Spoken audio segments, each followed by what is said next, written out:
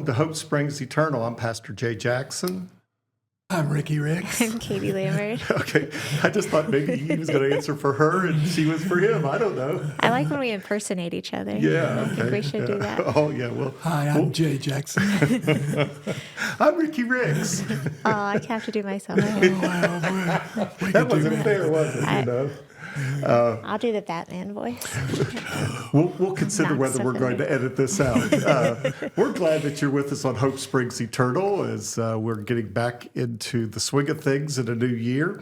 Last week, we were glad to get back on the air, and I hope that you enjoyed our journey through the Sermon on the Mount and our conversation from different perspectives on its impact and meaning and guidance for us in our discipleship now as disciples of Jesus Christ. Today we're going to talk about nature miracles. So often in the miracles of the Bible, we get so hung up in the extraordinary, supernatural aspect of it that I suggest that sometimes we don't really grasp what it is that is trying to be communicated in these amazing stories of the miraculous that Jesus has performed. That's my opening comment on this. Ricky, what do you think about when it comes to nature miracles? Things like feeding masses with just a few items and calming storms by command by Jesus. I was thinking, a couple of things. I was thinking about how to see the holy at work in all of life, and that it's not just about human beings, that there is a connection between God and all of creation that shows itself in these stories. And I was also thinking about how, like in the Old Testament, I don't know so much in Jesus' time, but certainly in the Old Testament, how scenes like the seas and those kind of things were seen as places of disorder and chaos, and that they offer a picture of a God who brings order and peace out of the midst of chaos. And I think that Jesus uses the ordinary, the things that are a part of real life. Not just a particular individual here or there, but the whole of creation as his kind of canvas for exploring the miracles, a cool thing. And that there is a sense of this Jesus brings order out of our insanity with the miracles. Yeah. What about you, Katie? Yeah, I guess I've never really thought about the distinction between the different types of miracles, nature miracles, etc. Or if I have, it's been a long time. So I think when I think about miracles, I think how, there's a whole kind of group of people that I oftentimes find myself in that doesn't really think about that anymore. And then there's a whole group that, is just waiting for miracles. And so I think it's important that we look at these stories of Jesus calming the sea and doing these big, working with as Lord of nature as well, because it just reminds us something about who our God is that I tend to forget when I put logic into things a little too often than is good for me. I think that there's a lot that is in these stories of what Jesus has done, what God has done in what we see as the normal operations of nature and the world. There's a lot of kinship between these nature miracles and Jesus' healings. We usually don't see somebody spit in somebody's eye and all of a sudden they can see. Usually they're offended by such action. We don't often see people touched a garment of clothes and suddenly find themselves healed from years of misery and struggle. But there is this sort of sense of how they relate to the authority of Jesus and the power of God that is in Jesus. It often is connected with stories of either doubt or questioning or teaching that illuminates, the authority that Jesus has and what he's saying and doing with these miraculous signs of God's authority in his life. But I think in these nature miracles, I've heard all kinds of takes on them over the years. Everything from the ability of Jesus to take just such a little bit and make massive, to the inspiration of generosity of the people who were gathered on the hill, that, as they saw the sacrifice of such a small amount, they found within themselves the ability to do it. I've heard the rationalization of these miracles and the explanation of them, just like the parting of the sea and the winds that can sweep across a shallow section of a sea. I've also, heard where we should just accept these as they are and have reverence for the power of God that's being displayed. But I think, as I had an opportunity to look into it a little deeper and everything, this aspect of who we are as people who proclaim to be disciples of Jesus Christ and yet have such little trust and easily are dissuaded from that. We're rocked by the churning of the waves upon the boat. We're bothered by the scarcity of the resources. I'm a worrier. I can get caught up in all that. Maybe it has a lot more to say about us than it does about Jesus or God. Thoughts about that, Ricky? I think, Jay, I would step back and just ask, and I'll ask you this question: what's the purpose of miracle? And both of you, when you think about the purpose of miracle, I mean, how do you describe that? I think that Jesus needed to demonstrate power so that people could embrace a little bit more of his message, okay? I think we give attention to those who grab our attention by the fruits of their lives, the actions. I think sometimes we need something to stir us from our doldrums and from our own preconceptions and it certainly does that, I think so. But I really think in looking especially at these types of miracles, Jesus is trying to empower the people around him. He doesn't, he blesses it, but the disciples go and they were the ones that found the resources. They were the ones who distributed them.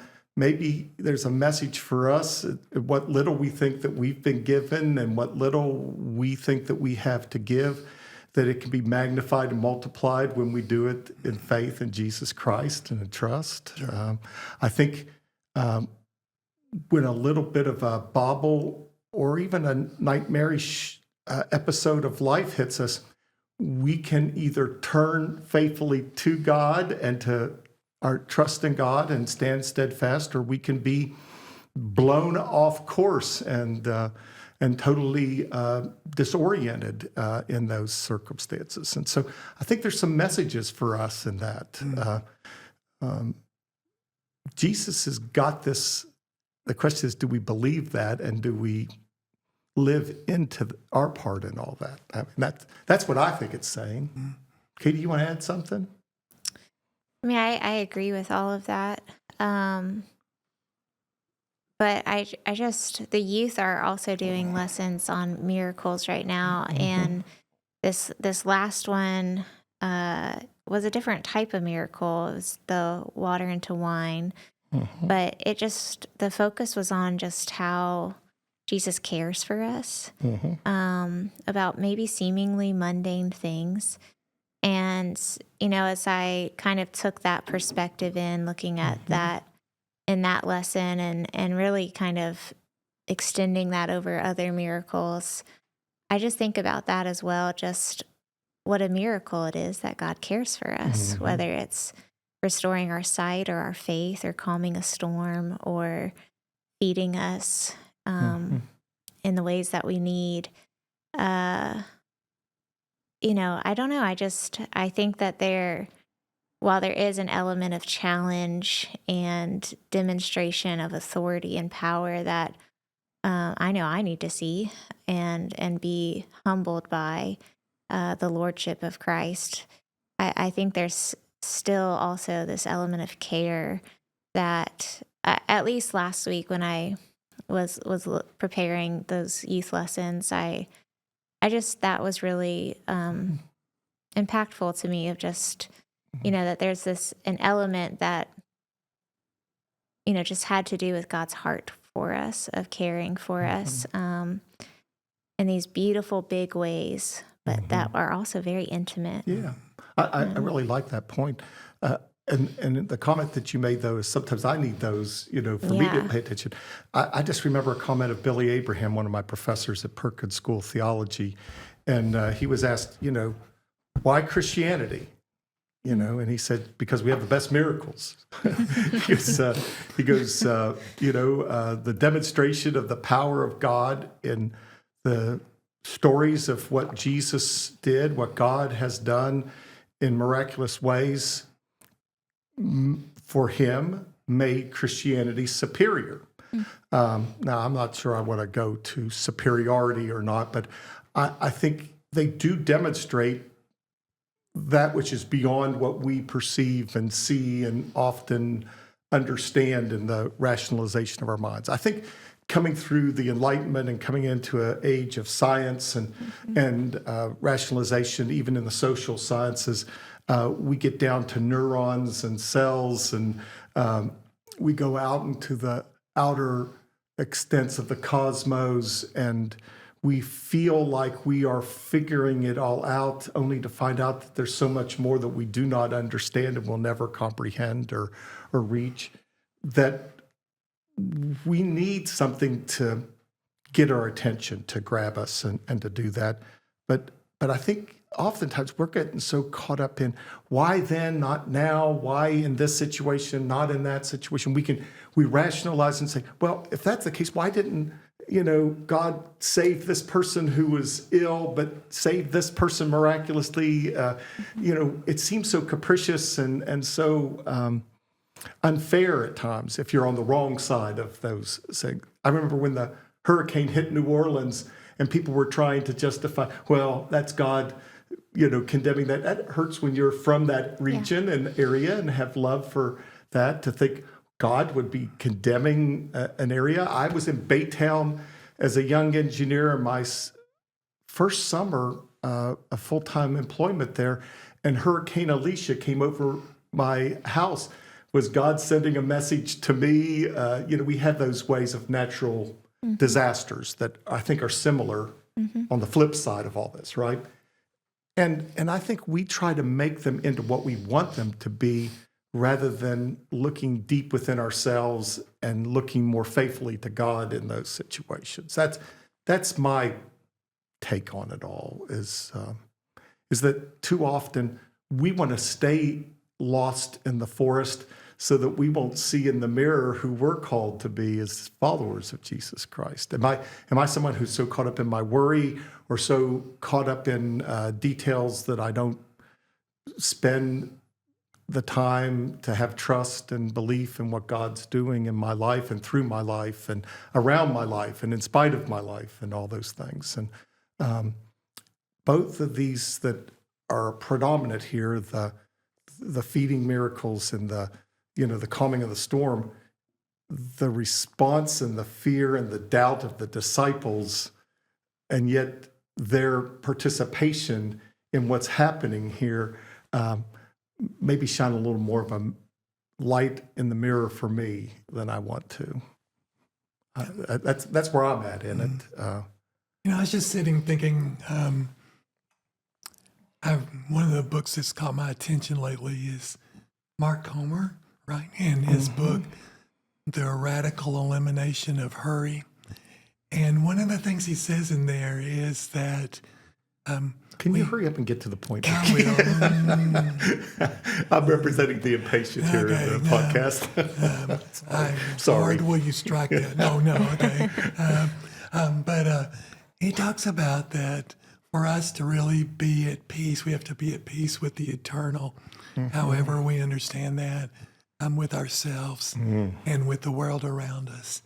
And I was sitting here thinking when you were talking about, God's care, that part of the God's care for us is for us to experience the eternal, something that is larger than ourselves, or larger is probably not even the right word. And I think miracles are one of those things that open that up to us, however they come. That there is Sunday when I was driving over, there is a place on 31 from Tyler, and you're driving east and the sunrise is happening, and there is this kind of valley where pretty much every Sunday the mist or the fog lingers there, and Sunday I just wanted to stop and just sit there and look at that. Was it just because it caught your attention, or you knew where you were heading? It was Okay. not because I knew where I was headed. Okay. But Sunday I was very excited about that. Okay. But where I was, and I thought, how is it that all of this comes together at one time? Yeah. And I can explain that away and all of that. And that's fine. That's good. If that's, but the real miracle of it is that it caught my attention. Yeah. Yeah. And that it shaped me. And I had a real sense of God is in God's place. That I am in a good place in the midst of this. Yeah.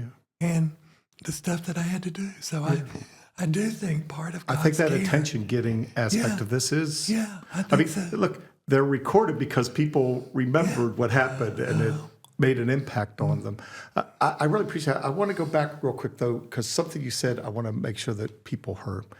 You talked about being at peace with God and with oneself and with the world around us. You used and I couldn't think of a better thing to try to highlight for people, is that I think in so many of these situations, we look at things singularly. What's going on with me? What's going on in the world? What's going on in my spiritual life, my relationship with God? And I think that we are holistically and importantly called to find peace in all three realms of that. Yeah. That we really need that, and that these events sometimes show the weakness of our own resolve and confidence in ourselves, in God, our uncertainty about the circumstances of the world. It tests us on all those levels in ways, and to see the power of God and the ability of Jesus to miraculously deal with this, but use it as teaching as well to us, and to help us be a part of it, I think really starts to combat things on all three of those planes. That's what I was wanting to make sure I highlighted. I really like that you use and in that, because so often we'll talk about it almost with an or rather than an and. And I do that. I know this, Ricky. I can get caught up in my own head and world that I sometimes need something to shake me up. Sometimes I don't like the things that shake me up, positive or negative. I think in these circumstances, there's something that is disorienting and something that's extraordinarily awakening that's happening here in these miracle stories.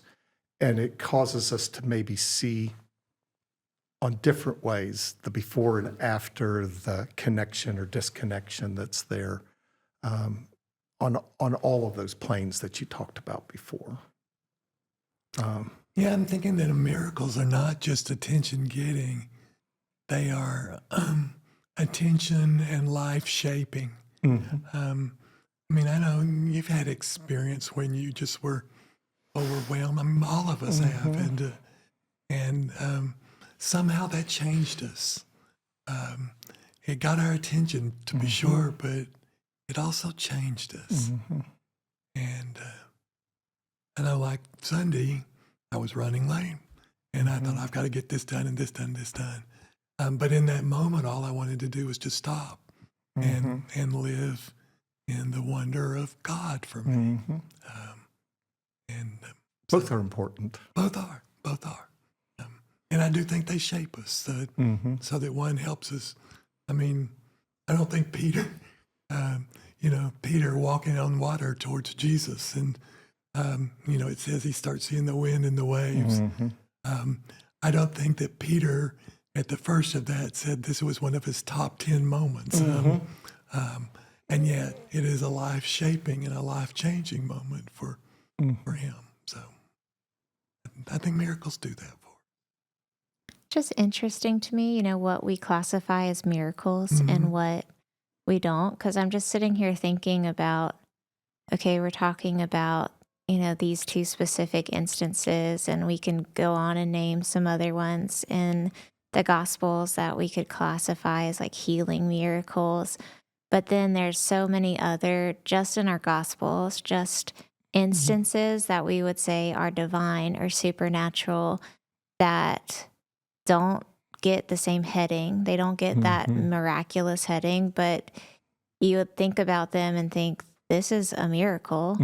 The nets being overwhelmed by fish when fishing, the road to Emmaus. I mean, just continued and continued and continued. And so I just think about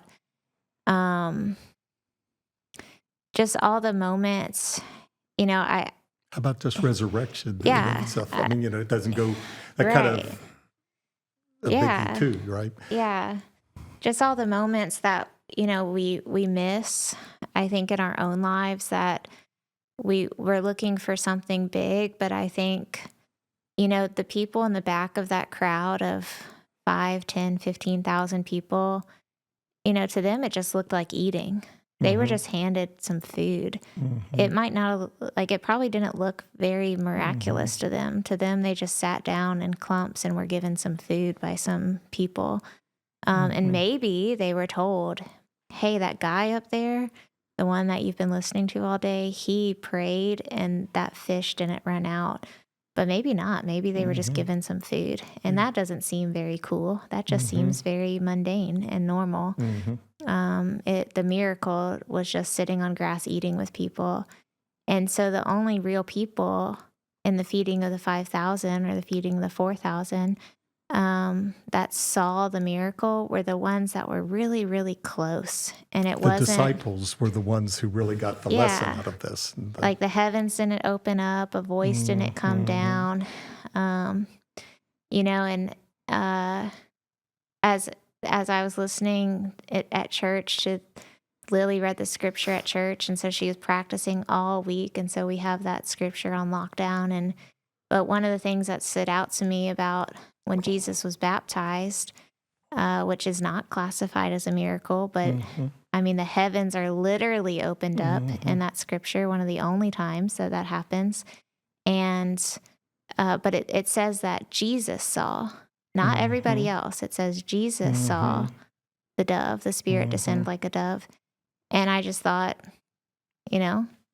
it doesn't say they didn't, but it doesn't say that anybody else saw that. All three accounts are very different about how that baptismal experience happens. Yeah. But I guess I bring that up to say that, we use this word miracle as though this choir of angels comes and, but sometimes it's very personal. John the Baptist leaping in the womb, or, Jesus saying this one thing. Or, I think if somebody touched the fringe of his garments and was healed, we have one account of that, just one account of that. but how many other times could that have possibly happened that we don't have any accounts of? And just how personal, intimate that was. There are and, many passages that, and many other healings took place, and Yeah. other, yeah. and so I just think, I think we have to be open to the possibility and potential of miracles every day. That can happen just because God cares for us and because He is Lord, and He is entwined in all of nature, and and He knows our needs. Anyway, that's what I was thinking. Well, I hope that. I mean, I know. I mean, I Sorry. think no. I think we've covered a pretty good array of perspectives and thoughts about these unnatural occurrences in nature that are around Jesus. I think we've talked a little bit about miracles and how sometimes miracles point to something else and we get hung up in the miracle. I think we've been able to talk about the sense of discipleship and trusting God and awareness of oneself and connection to the world around us. I think we've given people, I hope, here's some things to think about as they reflect upon these experiences of Jesus, these accounts of God's wondrous action, and maybe can see something different in it. I had a close friend in Baytown, Texas, that took me on the back of his motorcycle. Two guys, he's bigger than I was. Played football at University of Illinois when Dick Butkus was playing there. And he was the athletic director at Lee Junior College. And he took me on the back of his motorcycle. He was my Sunday school teacher while I was down on a summer internship because my battery was dead. And we went over to Sears where the battery I had was from. And they said, it's out of date and, it's not covered by warranty. But for some reason, I can't even remember the details of it, he gave us a new battery. And Ron looked at me and said, what a miracle. I thought, good fortune, kind heart, generous spirit, rebel against the company. I don't know what the motivations or thoughts were, but Ron saw a miracle in it. Had a woman by the name of Jeline Johnson in a church at Holly Springs who, when she prayed to God about some of the most ordinary types of things and somehow that thing came, she saw that as the miraculous response of God to her prayers. I'm not going to judge Ron or Jeline. I'm not going to question those things. I just know that those experiences still stick with me and make me look at things differently than I did before.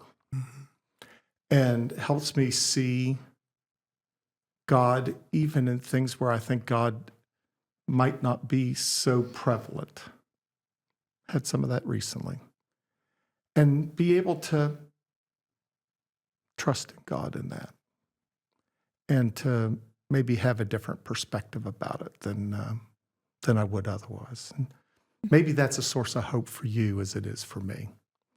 I appreciate you all coming and taking the time to have the conversation. And I hope somehow in our various wanderings, you've picked up on something that will help your hope to spring eternal this week. Until next week, take care. God's peace.